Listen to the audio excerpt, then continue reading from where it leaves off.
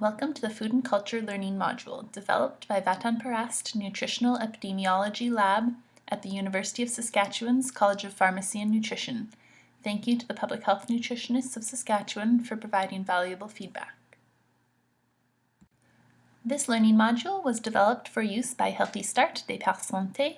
We would like to acknowledge our partners, Réseau Santé en Français de la Saskatchewan, the Government of Saskatchewan, Ministry of Education and Ministry of Health, and Centre de Formation Médicale du Nouveau-Brunswick. Thank you very much to our funders, Community Initiatives Fund, and Nutrien. This learning module will show staff at early learning facilities how to celebrate and include culture and diversity in the facility. This is important to create a safe and welcoming place for all children. At the end of this learning module, you will be able to improve your knowledge of different cultures, understand food necessities associated with different cultures and religions, increase awareness of your own perceptions and attitudes toward different cultures, promote diversity in the learning environment, and develop cultural competency skills to better understand, communicate, and interact with people from different cultures. This slide provides a visual representation of the major countries of origin of people living in Canada. This slide provides a visual representation of the major countries of origin of people living specifically in Saskatchewan. This slide provides a visual representation of the major countries of origin of people specifically living in New Brunswick. There will be lots of information presented in this learning module, so at the end, if you can only remember 3 things, be aware of diversity, recognize your own biases, and be inclusive. Tips on how to speak to English language learners. Listen, be patient, and confirm that you understand. Allow the person to see your face when speaking. Find a different way to say it using different words. Speak and enunciate clearly, concisely, and not too fast. Keep your volume at a normal level. Try to avoid slang, larger or less common words, contractions, difficult verb tenses, and double negatives. Avoid large hand gestures as this can be seen as aggressive behavior by some cultures.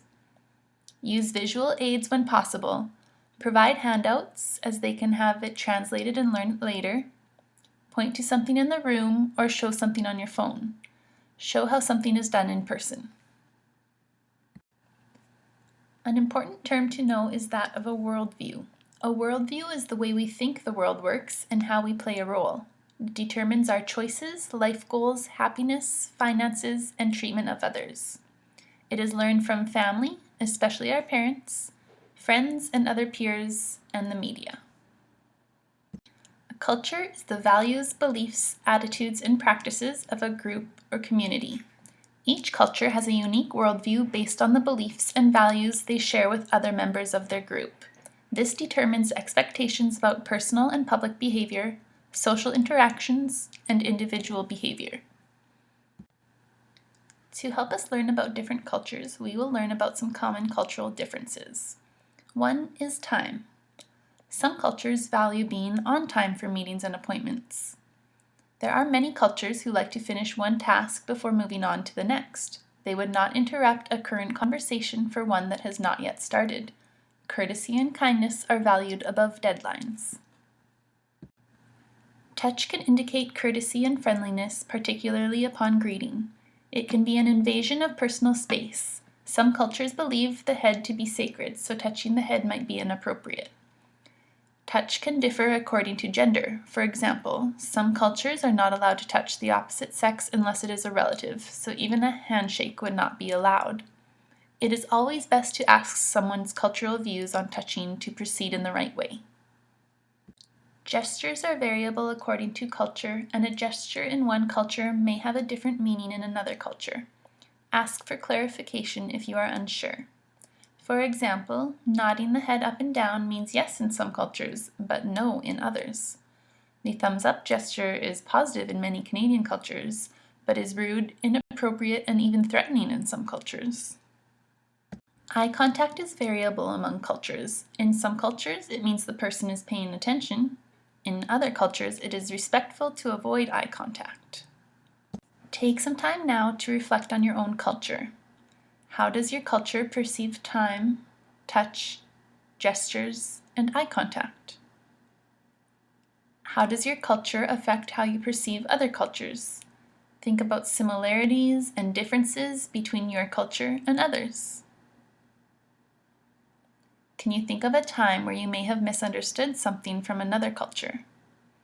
How would you act or think differently now? Can you think of a time where your own culture was misunderstood? Is there a way you could politely explain the cultural difference? The following section provides food from regions around the world. The purpose of this section is not to memorize all the different foods. However, it would be good to revisit a certain section if you have a child from that region of the world in your early learning facility. Many cultures believe in therapeutic uses of food. Some cultures use the hot-cold system or the yin-yang system or others. This does not refer to temperature or spice, but represents physical and emotional balance and harmony with the environment. Foods can be hot or cold depending on the closeness to the sun, how they are prepared, and how they are thought to affect the body. Hot can mean strength, and cold can mean weakness. There can be a neutral category, neither hot nor cold, and the types of foods in each category differ according to culture and region. A balance between hot and cold is positive and healthy, while an imbalance may cause illness. More care is taken with children's diets as they can be more strongly affected by an imbalance. Some foods should be eaten at different times of the day. Some foods should not be combined with others. Table manners can vary across cultures as well. Many cultures eat with their hands. For most, only the right hand is used to touch anything on the table. This is because the left hand was used for cleaning oneself in the washroom. Some cultures keep the fork in the right hand and knife in the left. Some cultures switch hands to cut food. Others keep the fork in the left hand and knife in the right. For many cultures, hands should stay above the table with wrists on the edge. In other cultures, the hands stay in the lap when not eating. In some cultures, meals are served and or eaten from one shared plate.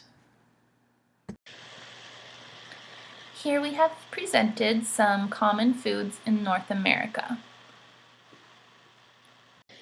In this section, we would like to focus on North American Indigenous cultures.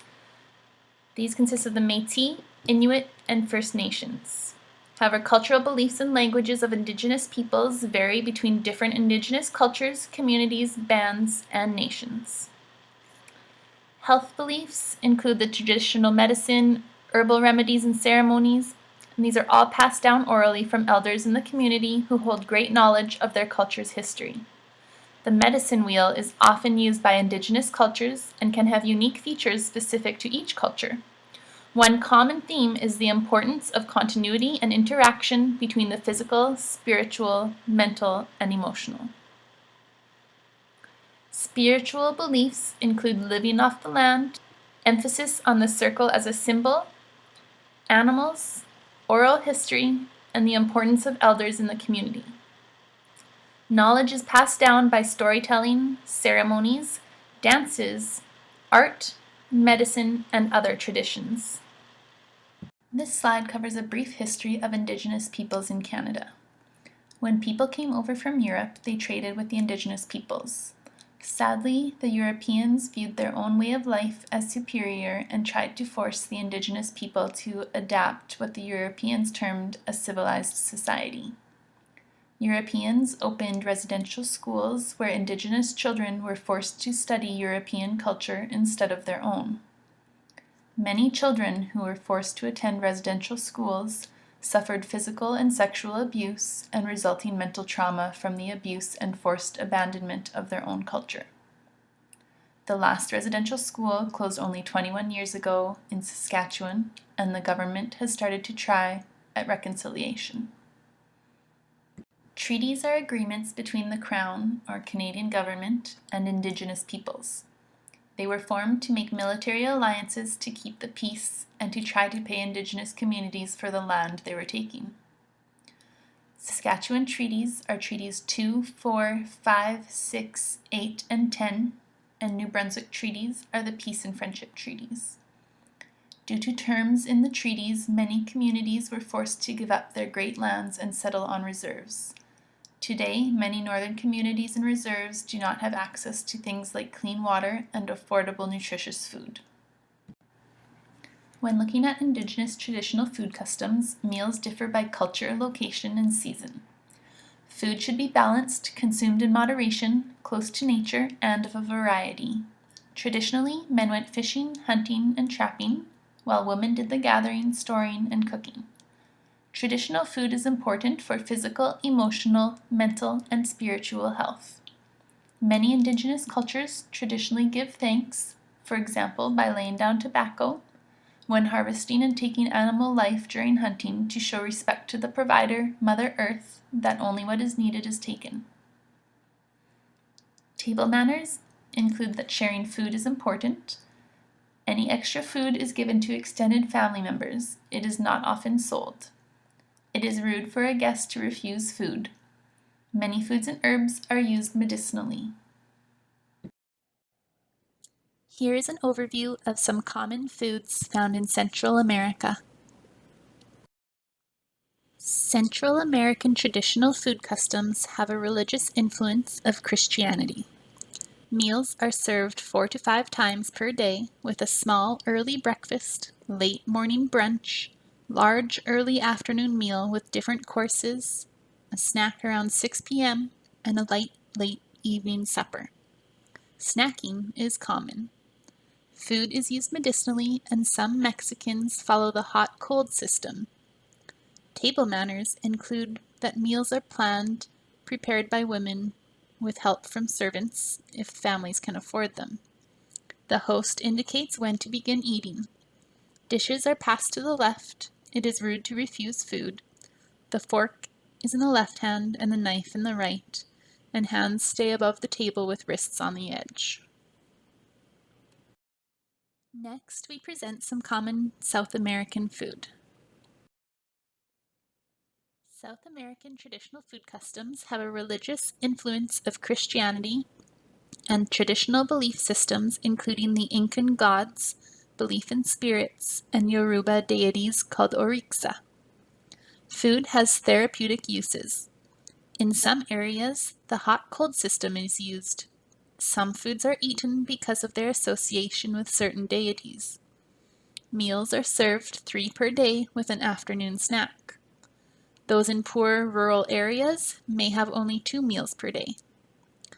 Table manners include that traditionally women prepare meals and men eat first.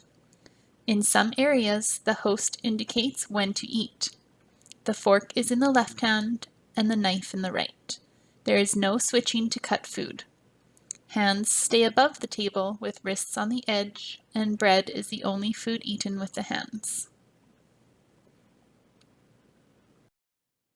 Here we have some examples of common Caribbean food. Caribbean traditional food customs have a religious influence of Christianity and Judaism. There are also folk religions, mostly Voodooism and Rastafarianism. Meals are served 2 to 3 per day, and there are healing uses of food, including the hot, cold, and cool, heavy or light categories. Table manners include eating with a fork and knife, dishes passed to the left. Hands stay above the table with wrists on the edge. It is impolite to eat before the host says so, and food should not be wasted. Do not take more than you can eat. Next, we have some common foods found in Africa. African traditional food customs have religious influences of tribal religions, Islam, and Christianity. Meals are served 1 to 3 per day, with more snacks if fewer meals. Table manners in some areas include that men were traditionally served first, followed by women and children. Food is offered to anyone in the home. Use the right hand only. In some areas, meals are served on a communal plate. The next region we will cover is Northern and Southern Europe. Traditional food customs in Northern and Southern Europe have religious influences of Christianity. Meals are served 3 to 4 per day, plus snacks in some areas. For example, tea or high tea in Britain and tapas in Spain. Table manners include holding the fork in the left hand, knife in the right. In Britain and Ireland, hands are placed in the lap when not eating. In France, Italy, Spain, and Portugal, hands stay above the table with wrists on the edge. The next region is Central Europe. Central European traditional food customs include religious influences of Christianity, as well as Gypsies' spirituality, which is based on Asian Indian religions. Meals are served 2 to 3 per day, no snacking in some areas, whereas other areas may have snacks or coffee breaks. Table manners include holding knives in the left hand and forks in the right. Cutting certain foods with a knife is rude as it indicates the item is tough. Food is passed to the left. Hosts indicate when to begin. Hands stay above the table with wrists on the edge. In Germany, guests are usually invited for dessert only, but if invited for a meal, you must be on time. Next, we will talk about foods in the Balkans and Middle East. Balkan traditional food customs have religious influences, mostly of Christianity and some Muslim. Meals are served 3 times per day. Table manners include that hospitality is important and guests will always be offered food and drink. Middle East traditional food customs have religious influences from Islam, Christian, Jewish, and Baha'i. Meals are served 3 times per day. Illness can occur with too many hot or cold foods. Table manners include that hospitality is important. It is rude to refuse food. In some areas, women eat separately from men. Food is eaten from a large metal tray on a low platform or rug in Iran. Use utensils or 3 fingers from the right hand. Licking fingers and making eating noises are signs of appreciation. Refill your neighbor's cup when it is half empty. Leave a little food on your plate to show you are full. Now we have some foods from South Asia. Indian and Pakistani traditional food customs have religious influences of Hinduism, Islam, Buddhism, Jainism, and Sikhism. Meals are offered twice a day with snacks. Texture, color, and balance of seasonings are important. Table manners include that meat consumption varies by caste and region. Many Hindus are lacto-vegetarian, which means they consume dairy and not eggs. Guests are often served first, followed by men, and then children and women. Eat with the right hand, commonly use spoons, hands, or less often, knives and forks. Here we have some East Asian foods. Chinese traditional food customs are influenced by ancestral worship, Confucianism, Taoism, and Buddhism. Meals are often 3 per day plus snacks with balance between yin and yang. This does not refer to temperature, and proper amounts of fan and kai. Hot soup or tea is drunk at meals, and there are 3 main types of tea: black, green, and oolong. Bubble tea is made with large pearled tapioca. Items around etiquette include that people eat with chopsticks and a porcelain spoon. However, you do not lay your chopsticks across the rice bowl and you do not stick them straight up in the bowl.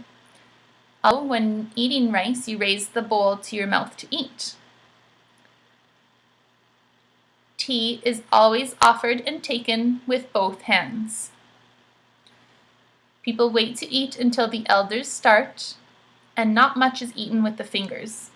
It is also rude to refuse food. Japanese traditional food customs are influenced by ancestral worship, Confucianism, Taoism, and Buddhism. Meals are offered 3 per day and a snack. Each item should be seen, tasted, and savored. Food presentation is important. It signifies harmony in life. Green tea is served with most meals, as is pickled ginger, soy sauce, and sometimes wasabi. Items around etiquette include that you eat with chopsticks, kneeling at low tables, having first removed your shoes. Soups are slurped from the bowl, as slurping is a sign of appreciation. However, tea is not slurped. Serve beverages to your neighbor when their glass is half empty. It is impolite to serve yourself. Meals, if eaten out, have the host pre-selecting the menu, and games are often played after, including karaoke. Some food, if served together, is thought to cause illness. For example, cherries and milk. Korean traditional food customs are influenced by ancestral worship, Confucianism, Taoism, and Buddhism. Meals include 3 small meals and frequent snacks with consideration for and yang. Beverages include soup, barley water, tea, and rice tea. Items around etiquette include that food is eaten at low rectangular tables with chopsticks and soup spoons. Elders are served first and children last.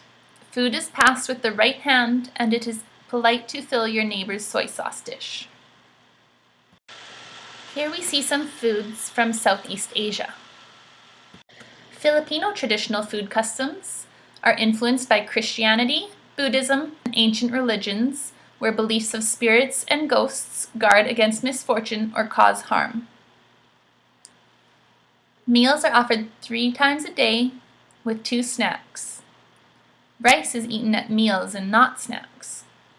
There are 3 principles with balance between hot and cold. Never cook a food on its own. Fry with garlic in olive oil or lard. And the flavor of food should be sour, cool, and salty. For example, adobo consists of meat and garlic, lard, soy sauce, vinegar, chili peppers, and bay leaf, peppercorns, and vegetables such as plantain, potato, greens, or bamboo. Beverages include tea, often blended with flowers, broth, soft drinks, soybean drinks, and fruit drinks. Items around etiquette include that food is eaten at a table with a small turntable in the middle, using cutlery, chopsticks, or fingers of the right hand. The eldest male begins the meal, and it is rude to take the last food from the center platter. Vietnamese traditional food customs are influenced by Christianity, Buddhism, and ancient religions, where beliefs of ghosts and spirits guard against misfortune or cause harm. Meals include 2 to 3 per day, and snacks are uncommon. There should be a balance between duong and am. This does not refer to temperature. Tea is often blended with flowers and served before and after meals, but not during. Items for etiquette include that you eat with hands, chopsticks, or spoons at low tables on mats with legs crossed and both hands resting on the table. The eldest is served first. Once everyone is served, ask the eldest if eating can begin. Conversation is usually limited. You must not refuse food offered and only take small amounts. Leave a small amount on your plate when full. Please keep in mind that the next slides about cultural food necessities, religions, and religious dietary laws are important to understand different cultural beliefs around food. The information does not reflect the views of the University of Saskatchewan or Healthy Start des Santé and may not reflect nutrition facts about food and health. Keep in mind that people of different cultures do not all have the same views. It is important to talk about cultural needs with the child's family and not assume they follow any specific dietary laws. For non-religious reasons, some people choose vegetarianism. Eating meat is mean to animals, vegetarianism is better for the environment, or vegetarianism is healthier. Some people also choose vegetarianism for religious reasons. To plan vegetarian meals, it is important to include meat alternatives for protein and iron. Meat alternatives are high in fiber and protein and often a healthy option. Offer meat alternatives with food high in vitamin C, such as citrus fruit, to help your body use the iron. There are 3 types of vegetarianism. Lacto-ovo-vegetarian means you can eat eggs and dairy. Ovo-vegetarian means you can eat eggs but not dairy. And lacto-vegetarian means you do not eat eggs, but you can eat dairy. Whole food plant-based diet is a form of vegetarianism that promotes vegetables, fruit, and whole grains while limiting or excluding meat, dairy, eggs, and refined flour, sugar, and oil. Some people choose this diet for health reasons. This can be for religious or non-religious reasons. Vegan is a stricter version of vegetarian. It does not allow the consumption of animals or any food or beverage made from animals. Some do not use things made from animals either, for example, leather. Breastfeeding is recommended exclusively for the first 6 months and continued for up to 2 years or longer with appropriate complementary foods. If it is not possible to offer breast milk, a soy infant formula is recommended for children less than 2 years of age. Plant-based beverages are not recommended. If a child 2 years of age or older is vegan, instead of milk, offer a soy beverage fortified with vitamin D and calcium. Buddhist food culture. With a focus on all living things being sacred and to avoid violence in life, many Buddhists are vegetarian or vegan.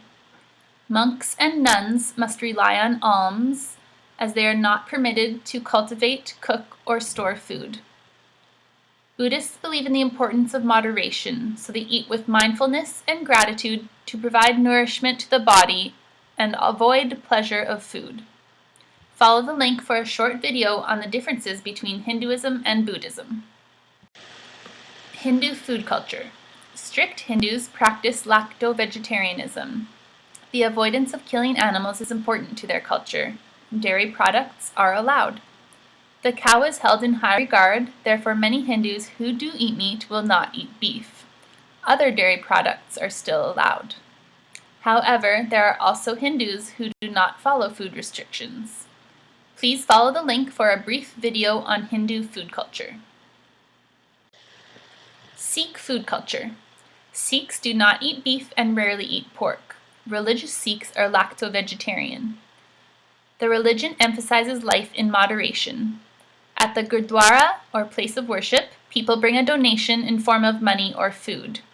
If unable to bring such a donation, a prayer is offered. Following the service, a meal is provided to all and is vegetarian, as Sikhs welcome all people from all religions and all castes. The food served must be modest to prevent wealthier communities from showing off with expensive food. Please follow the link to see a short video. Seventh-day Adventist food culture. Seventh-day Adventists follow the health principles, including fresh air, sunshine, moderation, rest, exercise, water, nutrition, and trust in the divine power. Seventh-day Adventists follow the whole food plant-based diet for health. The Jewish food culture has terms such as kosher, which means that food is permitted to eat, while treifa means forbidden food.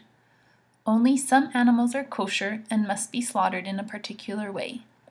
Dairy products should not be eaten with meat, and fish must have scales and fins. Look on food packaging for the following kosher symbols. Follow the link below to see a brief video on what is kosher. The Islam food culture uses terms such as halal to indicate that food is allowed and follows the ritual slaughtering of animals. The term haram means that food is not allowed and does not follow the ritual slaughtering of animals. This includes pork, alcohol, and items that contain things made from animal fat.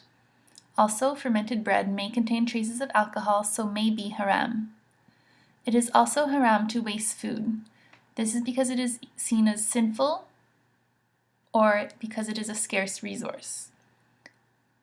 You'll also see that Muslims will feed children so that food is not dropped on the floor or smeared everywhere and wasted. It can also be offensive to use food to play with, such as Play-Doh or rice tables. Follow the link below to see a short video on halal. Cultural and religious food requirements are summarized in the table pictured here. Think about having a cultural day at your early learning facility. You can learn about food and culture together with the children. You can do activities such as art, where you decorate according to the culture you are celebrating and learning about that day. You can focus on literacy, where you read a book to the group about that culture. You can offer cultural food items at snack or lunch. For physical activity, you could play a traditional game or activity. You can listen to cultural music and dance if appropriate, or have the children make musical instruments. A great note is that if you have children from a specific culture attending your early learning facility, you could invite a parent or family member to come in and share about their culture, provide recipe ideas, or bring in show and tell items. Take a few moments now or at the end of this learning module to plan a day of culture at your early learning facility. You may want to choose the culture of one of the children at your facility or your own culture. When would be a good time to plan this cultural day? Consult our multicultural events calendar on the next slide. What decorations would you like to put up? Can the children make the decorations during an art activity that morning or the day before? Do you know of any children's books containing that culture? What games could you play? Is there music you could listen to? What food items would you like to plan to have for snack and lunch? Ask a parent to volunteer and share their culture with your facility. Keep this multicultural special events calendar on hand to help you plan multicultural activities at your early learning facility. These last few slides will cover offering new multicultural foods to children. How can we bring culture into the food environment in early learning facilities? Well, how do we get children to try new food? Try to serve meals family style with serving dishes on the table, allowing children to serve themselves. When introducing a new food, offer a familiar food as well. Keep in mind that multiple exposures may be required before an infant or child accepts a new food. It is normal for them to eat hardly anything one day and then a large amount of food the next. It is also important to keep in mind the division of responsibility, whereby the caregiver provides the where and when to eat, while the child decides whether to eat and how much. Children look up to adults, so caregivers should be encouraged to sit and eat with children at a table and model healthy behaviors. Children should not be pressured to eat any amount of food, nor to eat specific foods before others. This can result in a negative relationship with food and eating. Do not use food as a reward or punishment, as this can change children's perception of food and can lead to eating based on mood rather than hunger. In conclusion, please keep in mind that people of different cultures do not all have the same views. Therefore, it is important to discuss cultural considerations with the individual family's needs and not assume they follow any specific dietary laws. Try to remember to be aware of diversity, recognize your own biases, and be inclusive. Thank you for participating in this food and culture learning module. Hopefully, it has given you a good overview of some differences between cultures.